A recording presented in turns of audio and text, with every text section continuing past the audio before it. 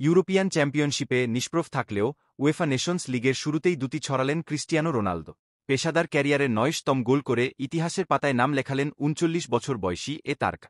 তার অর্জনের দিনে ক্রোয়েশিয়াকে হারিয়ে শুভ সূচনা করল পর্তুগাল।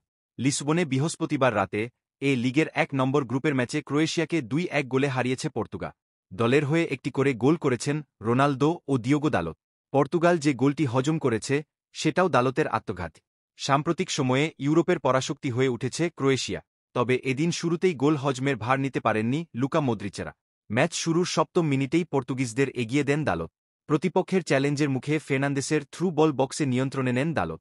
এরপর ডিফেন্ডার বোর্না সোসাকে বাধা দেয়ার কোনো সুযোগ না দিয়ে জায়গা বানিয়ে কোনাকুনি শটে জালে বল পাঠান এ ফুলব্যাক। সমতায় ফিরতে মরিয়া হয়ে উঠে মদ্রিচ কোভাচিচেরা। তবে তাদের সফল হতে দেননি পর্তুগিজ গোলরক্ষক দিয়েগো কস্তা। ৩-০তম মিনিটে আন্দ্রেই ক্রামারিচের বুলেট গতির শটটি দারুণ নৈপুণ্যে রুখে দেন কস্তা।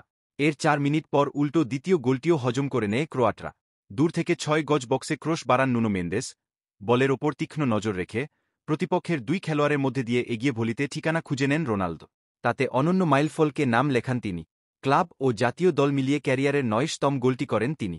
আন্তর্জাতিক ফুটবলের সর্বোচ্চ গোলদাতার দেশের জার্সিতে যেটি ছিল ১৩১তম গোল।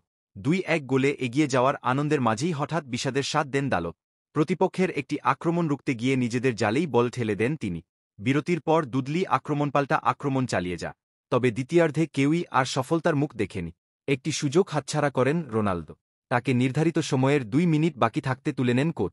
শেষ পর্যন্ত ২-১ ব্যবধানে শেষ হয় ম্যাচ।